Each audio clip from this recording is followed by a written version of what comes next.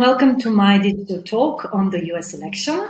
This series of conversations on the presidential election in the United States is possible thanks to the support of the Austrian-American Partnership Fund, which promotes collaboration and exchange between Austrian and US non-governmental organizations, universities, and professional associations.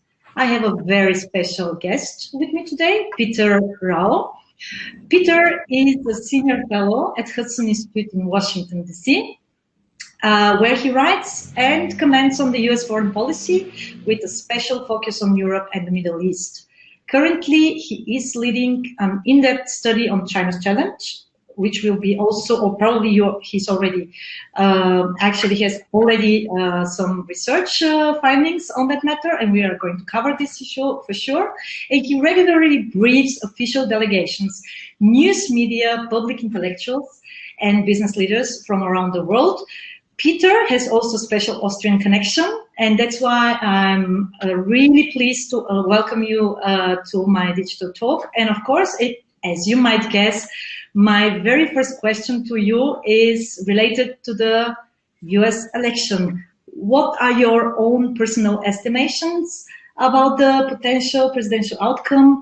What is right now going on in Washington? What are the polls saying? Anything that you have, anything interesting that you have for us, for the Austrian audience, is gladly welcomed. So Peter, the floor is yours. Thank you, Velina. It was one of my favorite Austrian voices. I couldn't resist taking part in this chat, so thanks so much for inviting me. It's great to be with you all today.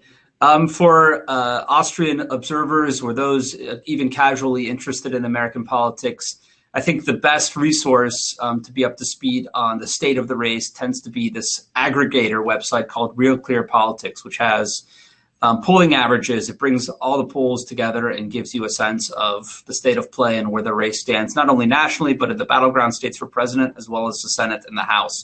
And so from the, I think, most serious, closest observers of politics all the way to foreign policy analysts like myself, who are, of course, interested in American politics, that's a great resource, realclearpolitics.com. And I don't get anything for that, so that was just a free advertisement for the site. But if you go on the site, clearly Joe Biden right now is leading in the polls, which is not to say that the election has been run.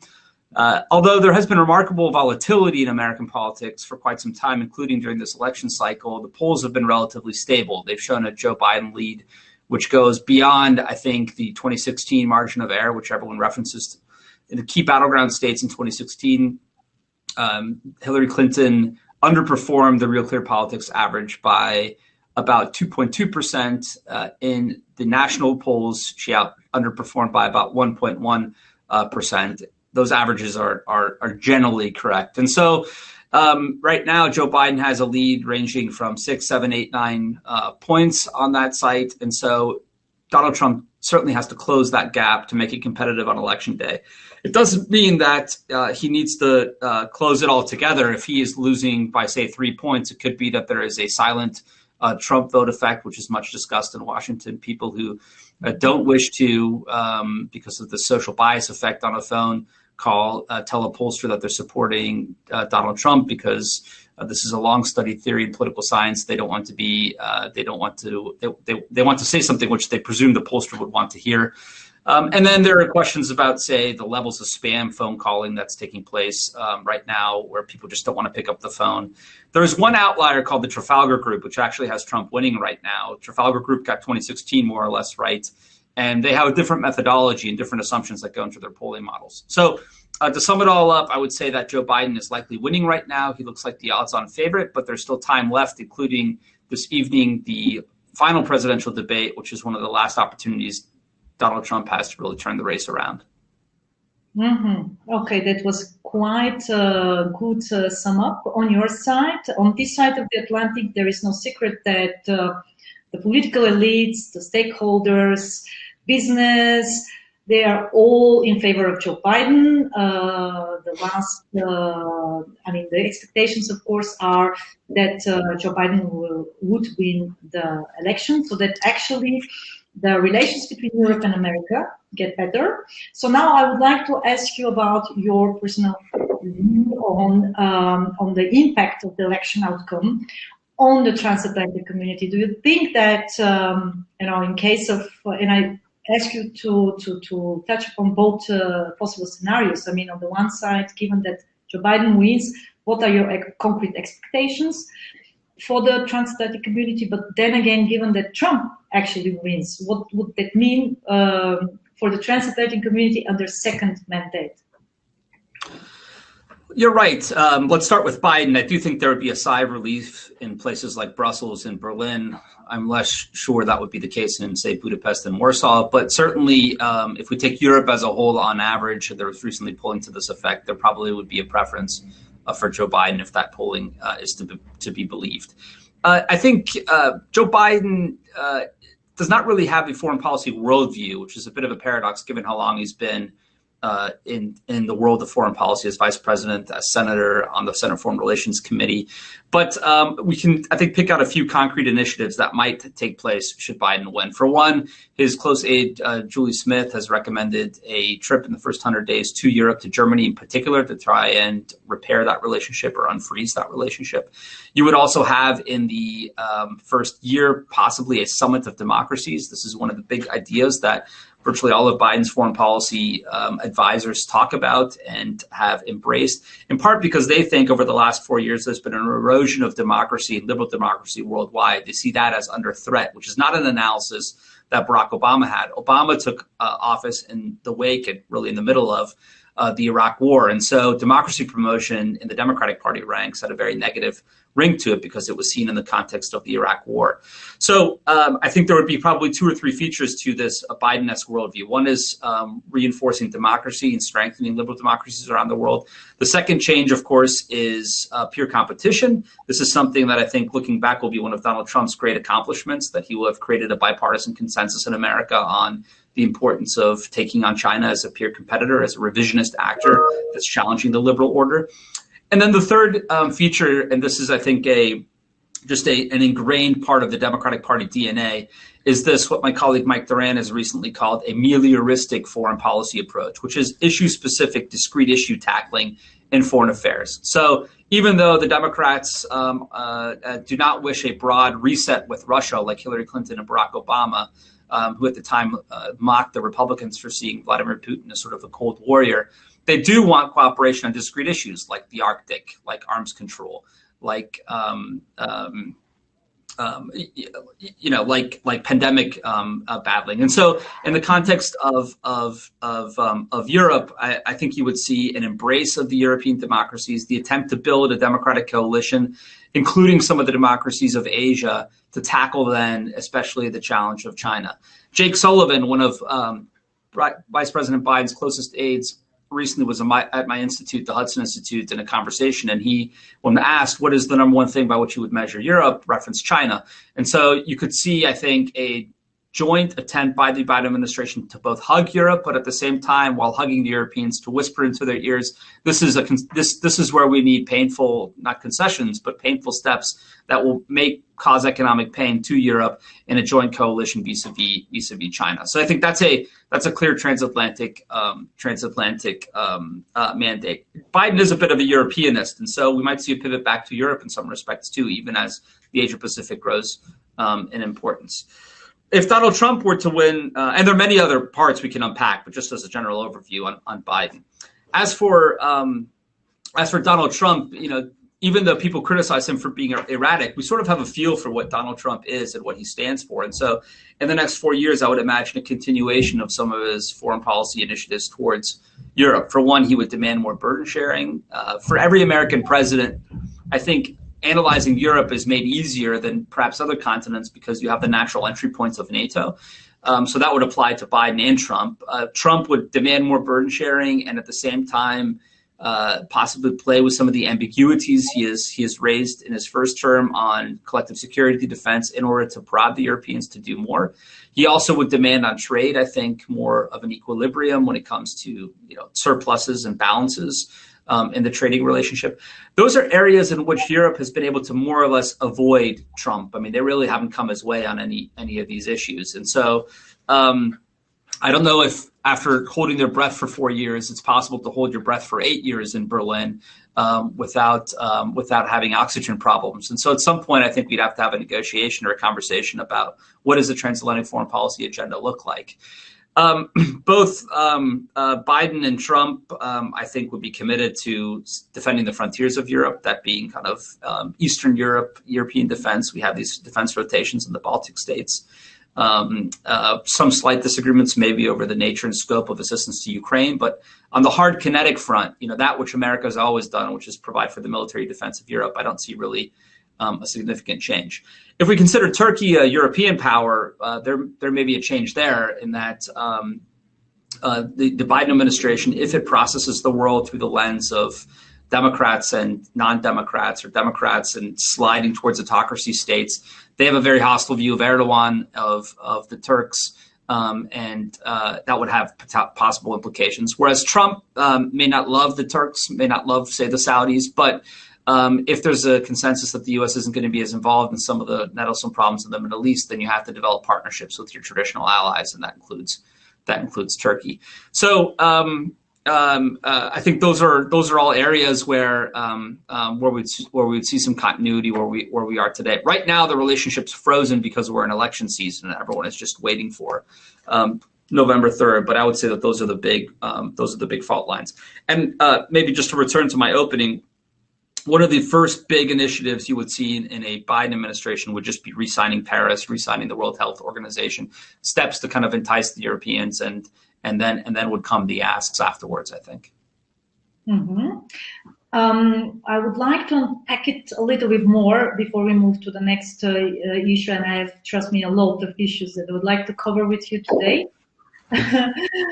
Namely, one major issue in which both presidents would differ is the idea of multilateralism, the way how this concept, Western concept, has been developed over the last 75 years, right? Now, you've mentioned already that under Joe Biden presidency, definitely there will be a different type of engagement, more like Obama presidency, likely.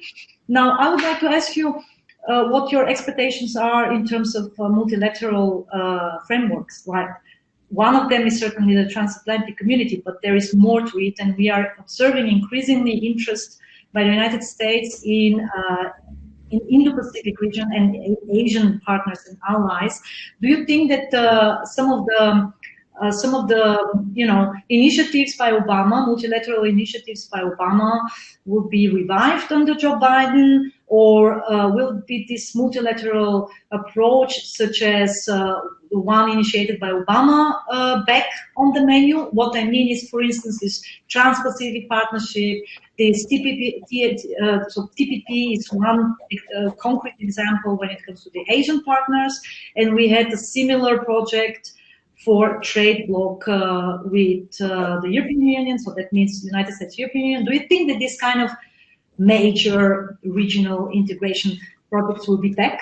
Or do you think that this is going to be, once again, more adjusted to the realities in 2021, namely more like bilateral tracks with certain partners, certain allies? How exactly do you think this is going to So this issue has not really been, well, perhaps it's been settled, but if it's been settled, it hasn't been communicated even within the Biden campaign, based on what I've heard. Referring specifically to TPP, Biden has rolled out an agenda. He's also written a piece in Foreign Affairs, which makes clear, and perhaps this is just signaling for the campaign, that he intends to make major American investments domestically. And this is a play for working class voters that Trump has taken from the Democratic Party before he considers any sort of grand trade negotiations abroad. Interestingly enough, in 2016, the last four candidates for president, the finalists, really, Ted Cruz and Trump on the Republican side, Clinton and Sanders on the Democratic side, all opposed TPP. Now, there was a conjecture that if Hillary Clinton had won the race and the Democrats had taken the Senate or controlled it, that Chuck Schumer would have passed TPP and she would have essentially signed it in against what she had said in the campaign. But I think that speaks to, I think some of the domestic political roadblocks to an agreement like TPP. There are I think groups within the broader Biden or Democratic Party world, and especially I think some, shall we call them, sort of neoliberals who are disappointed by Trump and have embraced Biden, that hope there will be sort of a soft globalism in the Biden administration, and so they hope that something like TPP could be resurrected. And I should say, I mean, it's been reconfigured and put in force by the Japanese that the Americans would essentially join it. These are sort of restorationists of kind of Obama era Democrats. But then, there are others who think the world has just fundamentally changed, and that and all of the energy in the Democratic Party is elsewhere. It's with people like Bernie Sanders and Alexandria Ocasio-Cortez, and I'd say Democratic populist Elizabeth Warren, who wouldn't necessarily embrace something like TPP.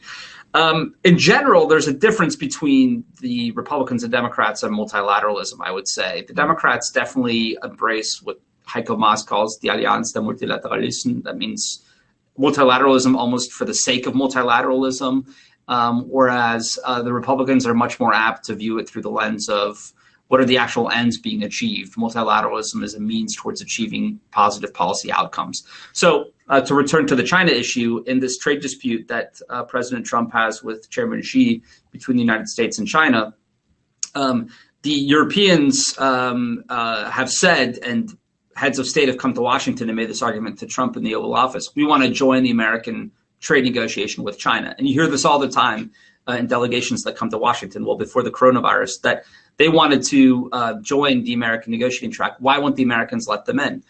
Well, if you put that question to the Trump administration, their counter argument will be, look, we've sort of tried that in the past. The issue is that it takes the Europeans will lure you into negotiation between Washington and Europe. It takes them months, if not years, to arrive at a joint negotiating framework. All the while, your objectives are being diluted. And in the end, a region like Flanders comes in and says, well, even this isn't acceptable. And so, yes, you have a joint transatlantic negotiating framework, a multilateral concept, as it were. But your objectives have been so diluted that you're not really able to negotiate with the Chinese very well. This way, you might have a smaller market, less leverage, but at least you have a coherent executive and a one kind of negotiating posture, which is Lighthizer, deputized by Trump, to sit across from the Chinese. So that's their argument, at least. The Biden team would counter that we need as I said at the outset, a sort of democratic alliance together with the Asian countries to take on the Chinese, because otherwise we don't have enough markets. We can't actually force the structural reforms. And that's sort of a debate that's played out in Washington. Mm-hmm. You mentioned several times the buzzword China, and if there's one major issue in which both parties probably not differ too much, is actually the realization that the relationship with China is never going to be the same, right, after the US election. Now, of course, the approach by both candidates will certainly differ, will certainly be with various nuances, but I would like to touch upon the topic of China. First and foremost, what do you think is going to be the concrete impact of the US presidential election on the relations between the United States and China? And then again, what will be the repercussion for Europe? Because right now, what Europe is trying to do is more or less to navigate between both systemic players, but while actually avoiding taking sides.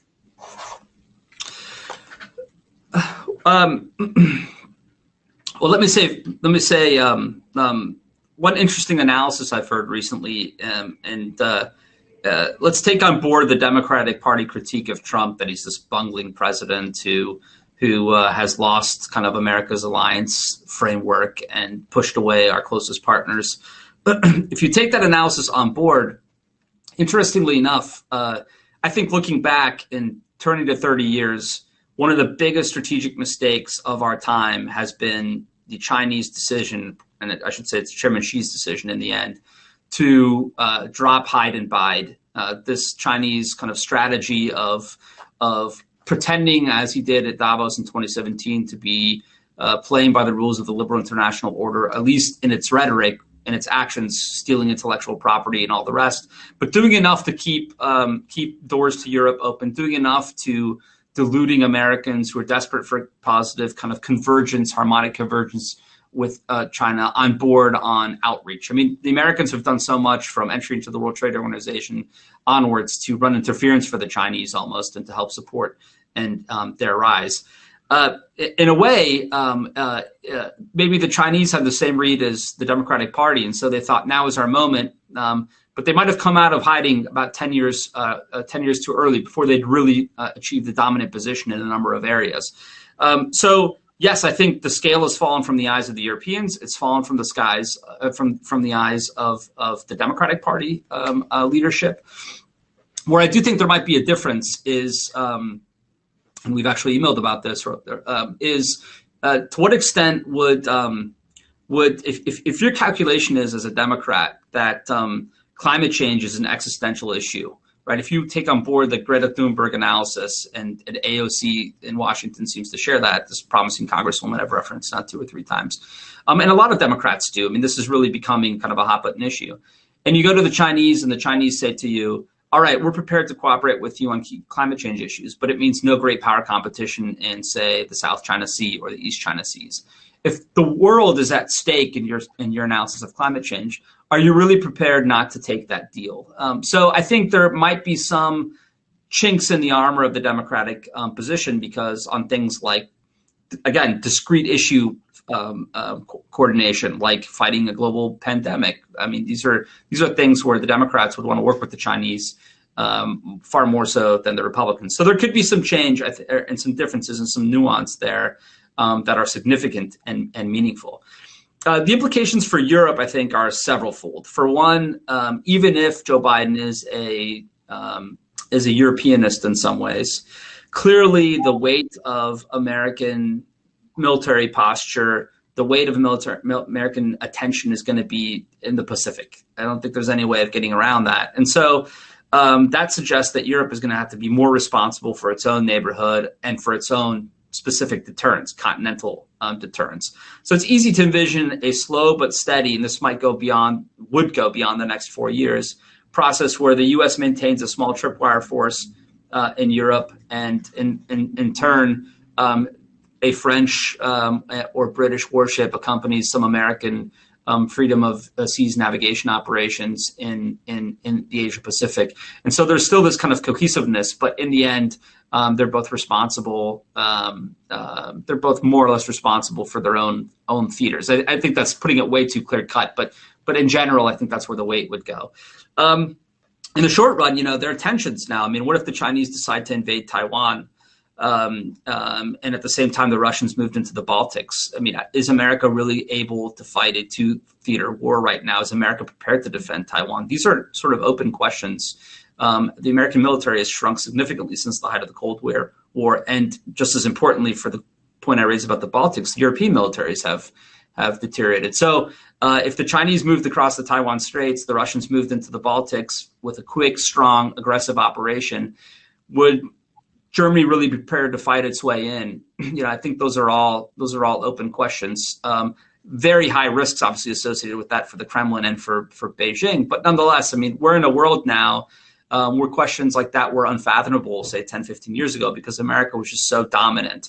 But now there are peer competitors who are feeling their oats and think that there are options there. So maybe to bring it full circle for what it means for Europe, one point would be that it's unclear to what extent Russia and China work together. I think there's a general alignment, which is to say that I don't think Russia does anything that would damage Chinese interest, and the Chinese don't do anything to damage Russian interest. But there might not be a planning cell in each military where they're sort of coordinating moves. But I think that's something to keep in mind. I mean, it's really one theater. Secondly, the Eurasian continent is linked. So that's part of the reason why I say this conflict between Azerbaijan and Armenia matters so much. It's this very narrow land corridor that connects trade from Asia to Europe, gas flow. I mean, there are a whole host of issues that make this kind of one broad theater rather than just Asia and Europe. In an oceanic sense, they're separate, but in terms of land, of course, they're not. And then lastly, this is in the end kind of a geotechnical competition. I mean, the future of the 21st century is going to be one based on innovation, technology, artificial intelligence, and all of these issues are on the economic front of course, are very important in terms of the transatlantic relationship because Europe's an economic superpower. Mm-hmm. And you made an excellent point while talking about China and Russia, which I caught the track there, by the way, many years ago, when this was not a topic in any think tank discussions, but is now becoming an issue. Why? Because of what you pointed out, namely the possibility for systemic coordination, creating troubles and disruption simultaneously, which would mean that the transatlantic community, which is also not coherent right now, should and would have to face both actors on various fronts. And one of the major issues that I think is going to become even a bigger problem in the next years is exactly this kind of never not always together, but never against each other, kind of modes between China and Russia in key areas and sectors, which you also pointed out. Now, I would like to ask you, do you think that, well, obviously there will not be a reset button this time under a democratic president, but do you think that something will change in the relations between United States and Russia, depending on who is going to win the election?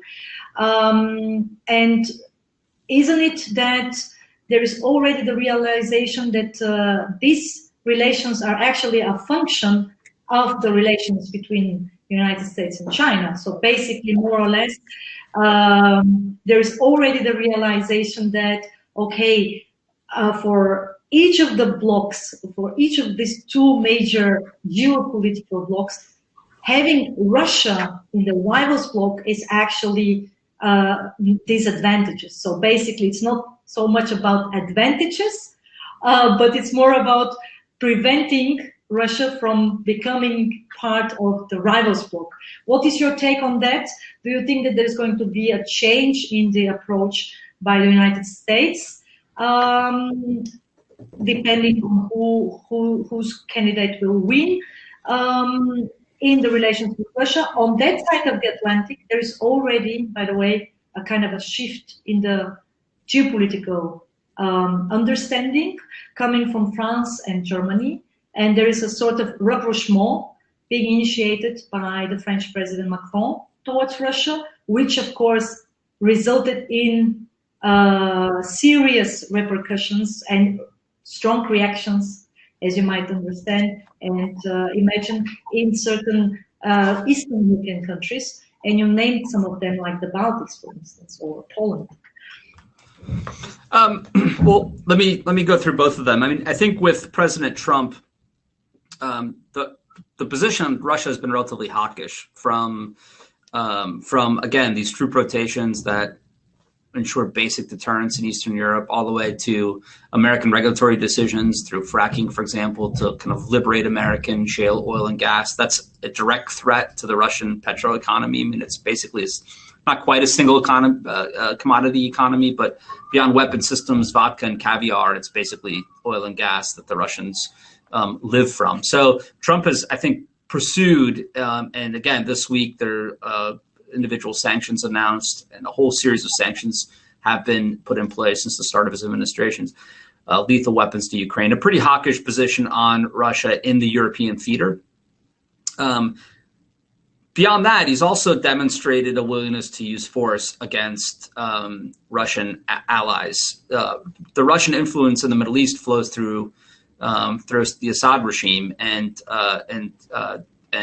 Trump has taken a pretty hard view against Assad on the ground, Assad and Assad's Iranian overlords, who constitute the ground troops for kind of Russia's air force in the Eastern Levant. So as Russia established itself under the Obama administration, reestablished itself in the Middle East, I think Trump has had to take those realities on board, but has pursued a pretty hawkish policy. And when he ordered airstrikes against Syrian installations following a chemical weapons attack, it was the Democrats who said, "Oh, he's going to start World War III because the Russians are there." So, I hear a lot of talk from the Democratic Party that they're disillusioned by Russia. They take the election interference in 2016 very personally. Many of them are convinced that actually cost them the race. But when it then comes to kind of hard, kinetic military muscle, which in the end is the language that the Russians speak and understand, I'm not so sure that they're really prepared, to take the next step. I mean, just look at Biden's position on. I can't say that the American position right now, Pompeo's position, is all that much better. But if you look at Biden on the conflict between Armenia and Azerbaijan, this is a conflict that the Iranians and the Russians who support Armenia desperately want to maintain frozen, because the Iranians do not want a larger border with the Azeris. They have a minority in the millions of Azeris that poses a major threat to Tobruk in the north. There's a lot of discomfort there, and the Biden position, as I could read it, is basically mediate a ceasefire that would basically rescue the Armenians and support the Russian position. Whereas the Turks, a NATO ally, and the Israelis are supporting and reinforcing Azerbaijan. So I think there are just examples there around the world where the inclination for peacemaking doesn't always necessarily align with American interests, and I worry about that with a Biden team. But more broadly, I do think that there's a basic commitment, the way that the Trump administration has shown, to defending the frontiers of Europe, the borders of Europe. Biden would certainly continue that. If there's a worry in the Trump team, to me, it's that there is in some factions of MAGA world, if we call it that, Make America Great world, there is a certain I think romanticism of the Russians along the lines of Macron, that you have to pull the Russians away from the Chinese, and so strategic dialogue wouldn't be such a bad thing. I don't think that's really a wise move. I don't think that's really very well considered, but that's there. And I doubt the Biden administration, because, as you said, they don't want to hit reset, would pursue such a strategy. Mm-hmm. You have a special focus on the Middle East, so I would like to touch upon the region particularly, as I expect that the region will remain important, not just for the United States, but equally for Europe and for the future geopolitical and geoeconomic developments that are taking place. Now, there are several issues that I would like to discuss with you. Now, we have the situation, of course, with the maximum pressure policy by Trump on Iran. So one thing that I would like you to cover is your assessment about the implication of the U.S. election outcome on the future relations with Iran, depending on who is going to win. Second major issue is, of course, Turkey, where we are observing on that side of the Atlantic an increasingly ambiguous relationship between Europe and Turkey. But then again, Turkey is one of the most important NATO members, and it's still probably one of the most important geopolitical partners of the United States in this region for various reasons. So I would like you to also cover the issue with Turkey, whether the relations with Turkey will change depending on the outcome. And then there is a third important issue, which I would like to unpack, namely the issue with the relations between Israel, United Arab Emirates, the peace deal, of course, the normalization of relations with certain Arab countries, and what is going to happen after the U.S. election, whether this kind of positive development for the region will continue, or will there be another shift depending on the presidential outcome?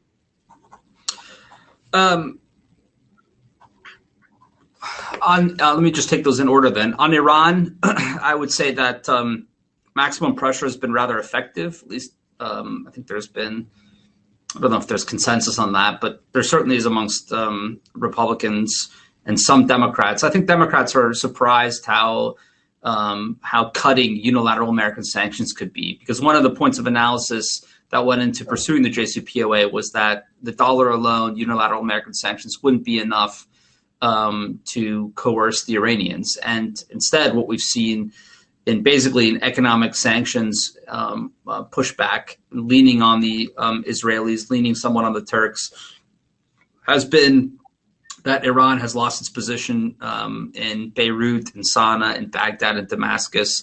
Not entirely. I mean, it's still a dominant player in a lot of different arenas in those countries. But it was really on the offense when Donald Trump took office. I don't think that's the case today. Instead, it's experiencing mass domestic unrest. The rial is cratering.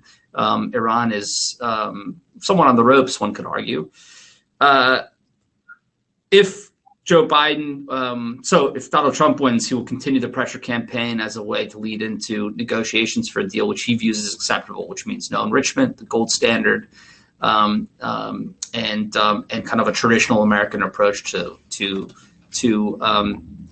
proliferation, quite frankly. If Joe Biden wins, he plans on re-entering the JCPOA. I mean, it'll be JCPOA 2.0. There's talk that they want to use the leverage of sanctions for a more robust deal. But what does that actually look like? I mean, the devil's in the details. If, again, the calculation is that we are going to make a push for an alliance of democracies, and then at the same time, people like Martin Indyk, prominent foreign policy observers, say the Middle East matters much less than it ever has for the United States because of our own oil and gas findings, among other issues, then all that's left is an entente of sorts with the Iranians, or at least an attempt to seek a regional equilibrium. So there may be a use of the sanctions leverage to try to push the Iranians for additional components like the conventional weapons embargo that just went away, and an improvement of the JCPOA. But in the end, I mean, that's kind of the direction I think we would head. On Turkey, you're right. I mean, Turkey is a major geopolitical player within NATO. It has the second biggest army. It actually is a country with real military force and can actually project power. The second wealthiest country within NATO is basically a Turkish power, Germany, given the large number of Gastarbeiter that made their way to Germany. So that's a real domestic constituency. And if you think about Emmanuel Macron's recent shots at the Turks, I think that's in part a way of critiquing NATO as a way to build a European alternative to NATO. And because he can't take the Americans on directly, he takes on NATO, or Turkey as almost a proxy. But it also speaks to the Armenian population in France. Germany playing a mediating role speaks to the Turkish voting base in Germany. I mean, there's a lot of European kind of Turkishness too that's played up with this. It's not just an American calculation. So it's hard to imagine a successful Syria policy given the border and where Turkey sits. It's hard to think of any sort of reasonable Black Sea security environment without some sort of positive relationship with the Turks. And so Turkey is a problematic actor, but we're not entirely innocent in why this relationship has deteriorated. We've basically cooperated with the PKK to take on ISIS in Syria, and for Ankara, that's really a deadly sin. So the Turks are provoking. There's no doubt Erdogan is hostile, but Erdogan won't be around forever, and a lot of this, I think, is really his. For example, on the exploration in the Eastern Mediterranean, assigned to the Europeans, to the Israelis, to the Greeks. You won't just cut me out by cutting a deal. Turkey wants to be part of the future of Eastern Mediterranean energy, and so it's really kind of a signal of sorts. So my view is that we need Turkey, and I think that we should do our best to take on board some Turkish concerns and actually get into a negotiation with them about some of these core issues, which isn't always easy, but something we should pursue. As for the peace deal, if Joe Biden wins, the embassy will stay in Jerusalem. The Arab states and the Israelis, worried perhaps about a JCPOA 2.0, will hug each other even tighter as an alternative to Iran. If Donald Trump wins, who has embraced Israel, I think shown the Gulf Arabs the value of Israel. It's not only a kind of a military actor par excellence in the Middle East, but also in the areas that matter for the economy of the future. technology. It's a superpower. So there's a lot of opportunity there. And I think, a difference between, say, the peace accords with Jordan in '94 or the Camp David Accords with the Egyptians is that there really is a kind of popular normalization. It's Emiratis themselves and not just the political leadership dragging their populations along with them that are for this. And so I think there's real opportunities in civic society and economic exchange and investment and all the rest to really burnish that relationship. Mm-hmm. Let's stay on that issue for a little bit longer. How about the question of future American military presence in this region? Since I know that it's your special focus, I'm just trying to unpack a little bit more. Do you think that the approach will change?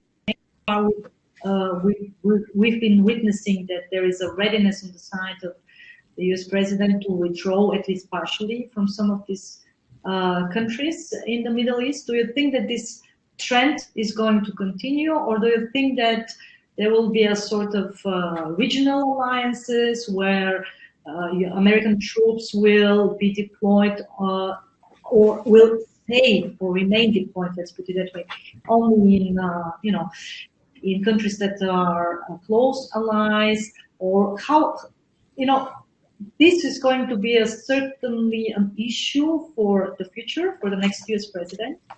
And due to the lack of European engagement, which is not going to change, no matter who is going to be the next German chancellor or whether the French president is going to be re-elected or not. And since the British will be also preoccupied with their own issues following the Brexit, the expectation is that someone is going to take care, so to say, more or less, of the security architecture. So the question is, what will be the approach towards military presence? And specifically, will there be a further withdrawal of US troops under, let's say, second mandate by Trump? Or will there be actually, keeping or increasing the US presence under a Democratic president? What's your expectation on that matter? So I think that if Biden wins, he will go for that regional equilibrium. In general, I think all factions of the Biden team view the Middle East as less relevant than in the past, which I think is sort of a mistake, because while we dream of a green future, we still have to get there, and oil and gas will matter in the short and medium run. The Chinese clearly recognize this, making huge investments in Iraq and elsewhere. But the point is, they'll look for an equilibrium, which is to say they want Iran and Saudi and other actors to sort of share the region, as President Obama put it famously in an interview with The Atlantic in 2015 or 16. So they hope that kind of the military challenges will not disappear, but that together we can tackle meddlesome issues like Sunni extremism, for example. So in that sense, the U.S. would keep a troop presence, but hopefully there would be diplomatic arrangements and local attempts to go after these sorts of actors. The Trump approach would be a little bit different. I mean, it looks at Israel and it says Israel is almost like an unsinkable American aircraft carrier in the Eastern Mediterranean. There are no U.S. troops anywhere near Israel because you don't need American troops. I mean, the Israelis can handle their security, and they do a good job of pushing, say, Hezbollah off the Golan Heights, or the IRGC, I should say, off the Golan Heights. And so what the U.S. really ideally wants to do is basically provide security sector reform, security assistance, training, and so forth, which is not quite the mission in Iraq, but you can see in Iraq what the U.S. wants for the region, which is some counterterrorism operations if necessary, but generally put the host government in the lead so it can control its own security sector, and then you provide kind of training, aid, and all the rest to improve them. Now, of course, Iraq is a special case because it had deteriorated so much, and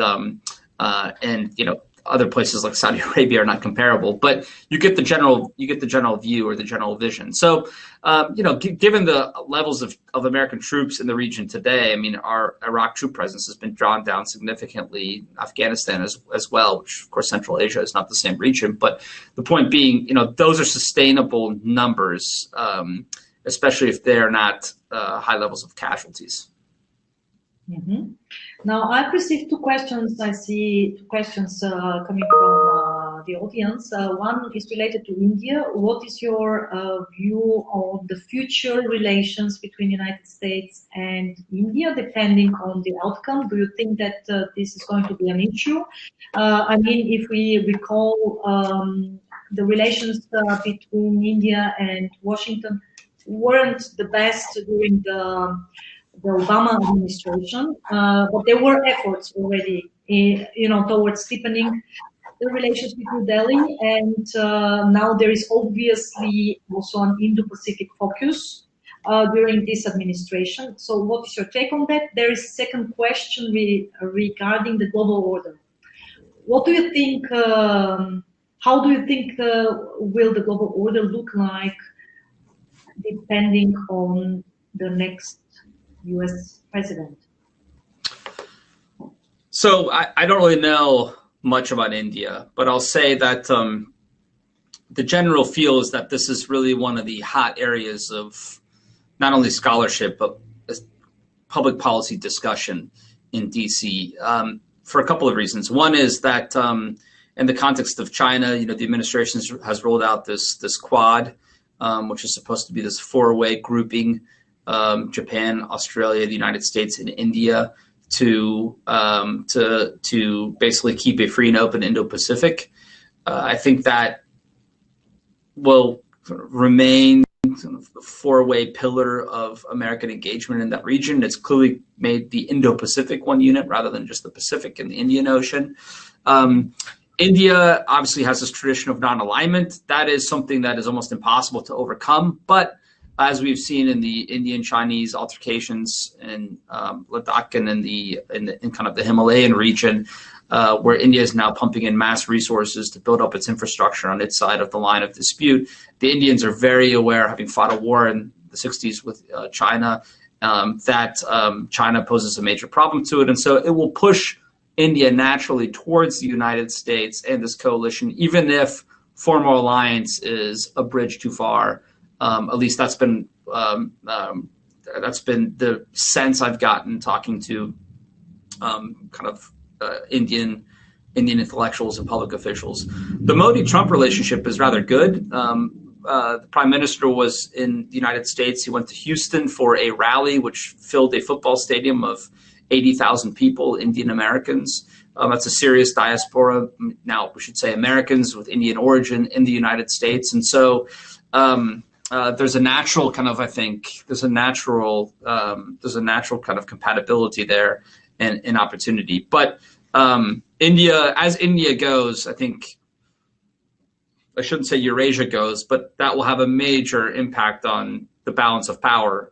The entire Belt and Road Initiative runs north of India through the Pakistani corridor out into the Indian Ocean, and so India almost stands sentry over that corridor, and as a result poses some of a threat for China's attempt to break out over land, should it be kind of hemmed in on the first island chain or the second island chain in the Pacific. So India obviously also as a market, an alternative to China, large population, even if it hasn't quite developed quite the bureaucratic and efficiencies that China has to be able to kind of power through in its economy, but still hugely important. As for the global order, so I should say I'm a novice on India, so those are just my impressions of India. As for global order, I think we're overwhelmingly likely to have a bipolar order. I don't really see a third pole on the horizon. I don't think India can manage to make itself into a third pole. Europe has, I think, some regulatory powers that make it a significant great power. but it's entirely imbalanced. And so those vulnerabilities and weaknesses, I think, prohibit it from becoming a third pole. It doesn't have a military component. Its biggest power, Germany, doesn't have kind of a strategic culture in which it's prepared to use military force to, say, stabilize Syria. So those weaknesses, I think, create dependencies that make it difficult, not to mention the differences between, say, Portugal and Lithuania are larger than between Alabama and California. I mean, it doesn't have that cohesion that's necessary. So I think it's likely to be a Sino-American bipolar world with major third power actors like Russia on some fronts is a global power on nuclear issues. In other areas, it's regional. Iran, a regional actor that will play a role, Pakistan, India, Venezuela, Colombia, Nigeria, I mean, South Africa. These are all relevant players, but can any of them punch up, I think, into the Sino-American competition? I sort of doubt it. Mm-hmm. I cannot but share your view on the global order, which has been actually my cause since 2014, where I actually made exactly the claim that I don't see a third power in systemic terms. Of course, there are, like you've pointed out, valid arguments towards one or other regional actor being with limited power projection. However, the only two systems powers or systemic centers of power that I saw since the last 6-7 years were China and the United States. And however, what I find very interesting is that, like I said, all these middle powers that are right now feeling kind of a squeeze between, being loyal on the one side towards the United States, specifically the partners and allies, but on the other side, of course, having business relations with China. So there is the dilemma how to navigate without having to take sides. And I think that at some point, there's going to be a strategic necessity to take certain decisions and to position yourself, which I call the partition time, where at some point all these middle powers will be faced with the either or choice, whether they like it or not. But we are not there yet. We are still in terms of having to wait for one of the most important outcomes in this year. And there are two more questions that I would like to ask you before our time is running out. One is related to the once again to Europe, and that is that if we recall correctly, one of Trump's main calls were about connectivity, right? As opposed to the China's Belt and Road, it's about connectivity in one way, bringing connectivity back to the United States, but then again also promoting connectivity with partners and allies, of course, loyal ones. And now there is this three cities initiative, which actually includes Austria and other 11 European Union members, where the United States is very, very active. If we look at the last Pompeo's visit in Europe, most of these countries were actually covered during his trip, and it's about connectivity. It's about creating infrastructure between the north and the south, and then of course in the long run, so also about connectivities towards North Africa and the Middle East once again, with partners and allies. So is there any discussion, any debate in Washington, in the think tanks, about the importance of this initiative, which I think is really a serious geo-economic response to how to curb Chinese influence in Europe? And what is your take on it? Do you think it's a feasible initiative under second mandate of Trump or under Joe Biden? That's one question. And second question, of course, is what is your expectation about the recovery following COVID-19 crisis? I mean, are there any serious discussions in Washington right now about the long-term implications?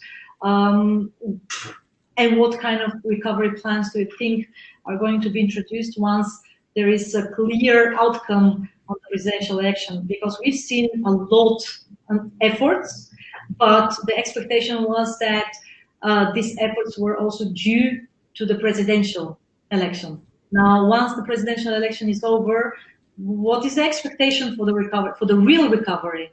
Are we going to witness a real recovery soon, specifically in the transatlantic area? Because that will also be decisive for the future of the relations, in my sense. On the 3Cs, I'm a huge proponent of it. I think it's a great initiative, and I think that the Baltic, the Black, and the Arctic Seas are also three kind of key security domains that the U.S. has to be very vigilant about, and where kind of major American interests are at stake, and where there's the most risk to Western interests.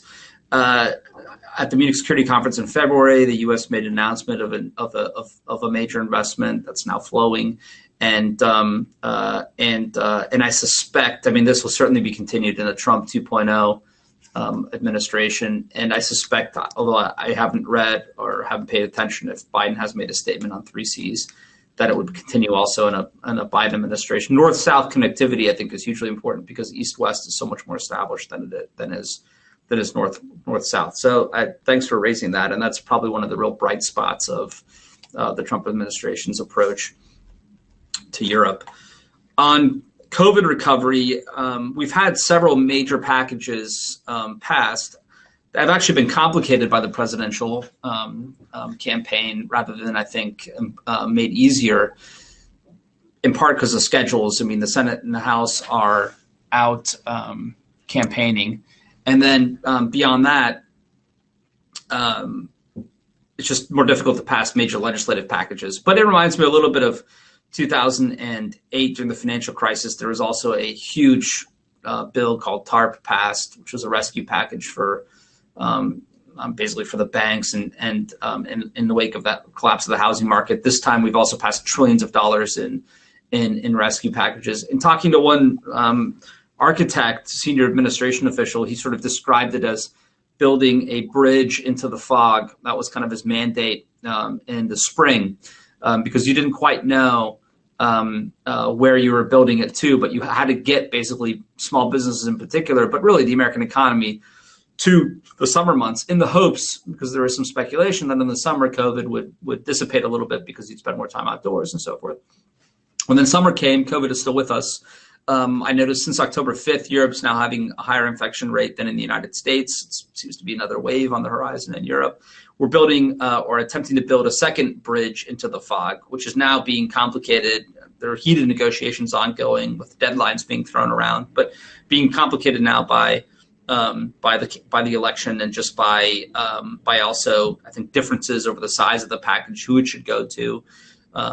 These are astronomical sums: $2 trillion, 1.6 trillion, 2.2. The Republicans don't want to go over 2 trillion and so forth. But the point being, there's an immediate recovery for another bridge, package for another bridge sort of into the fog until at some point therapeutics and vaccines and all the rest can stabilize the setting.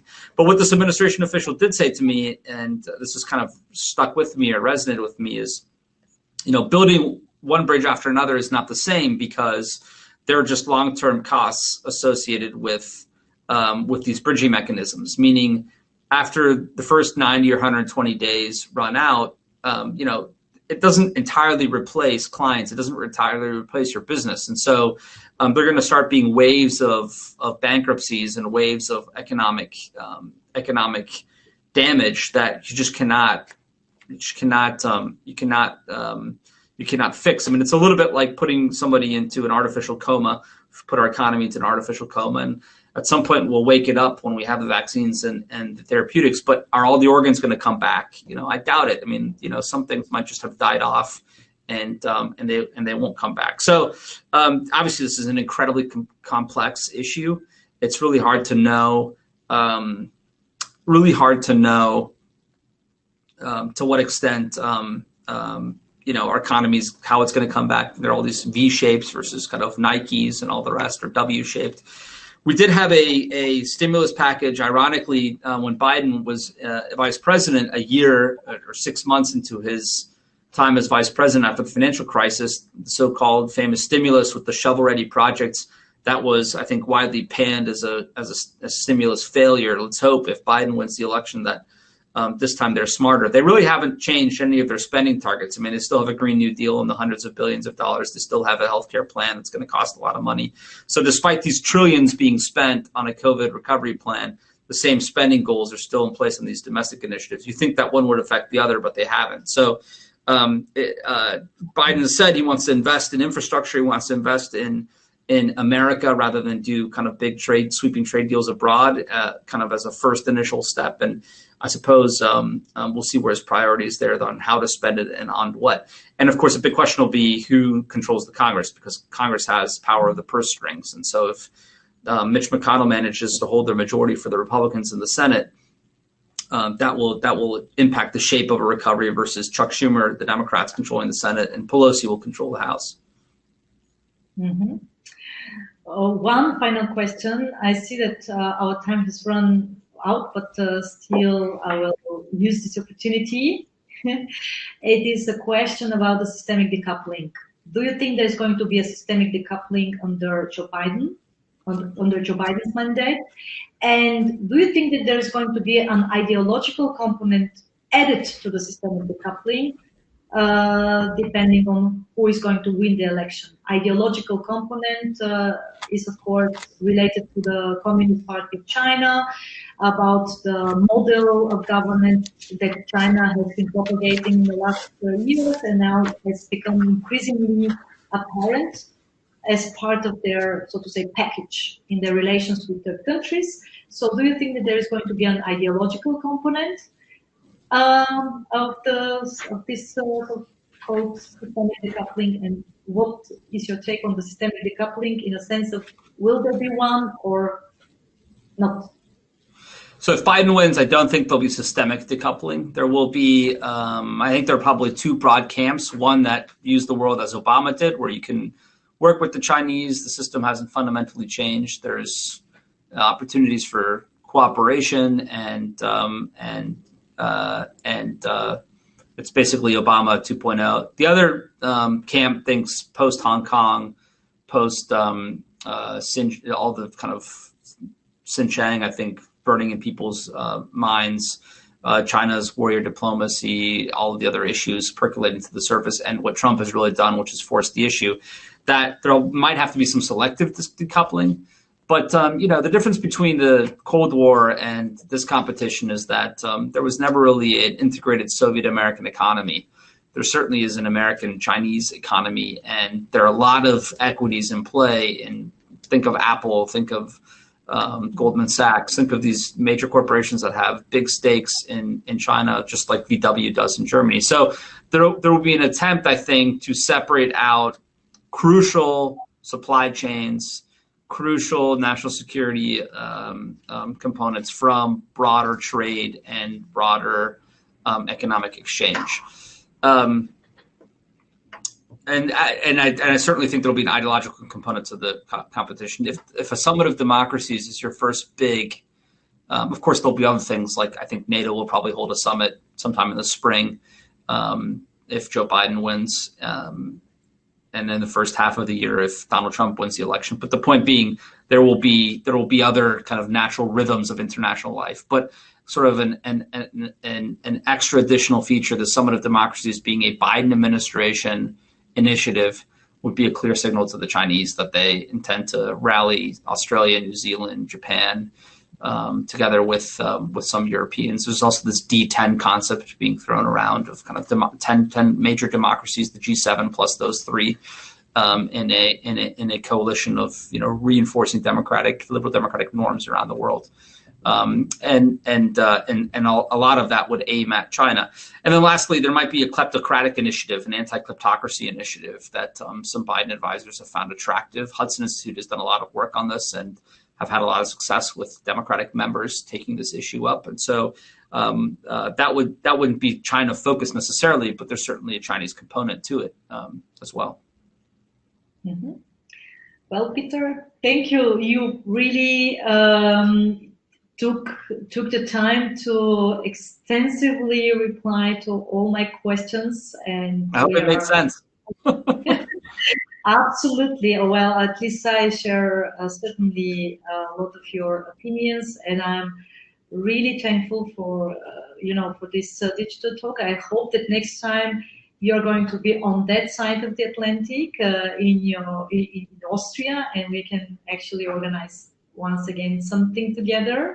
And of course, I wish you and your loved ones to stay safe and sound during the COVID-19 crisis. And I wish you much success with all your plans and undertakings. Thank you very much.